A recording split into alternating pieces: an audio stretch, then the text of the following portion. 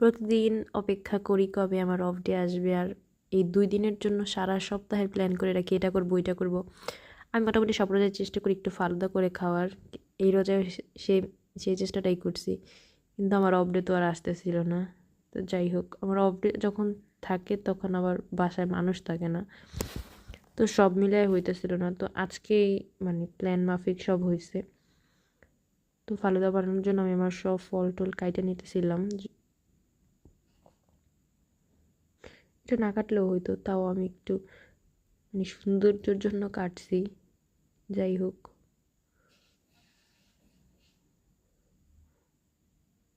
এই খাবারটা আমার অনেক পছন্দের।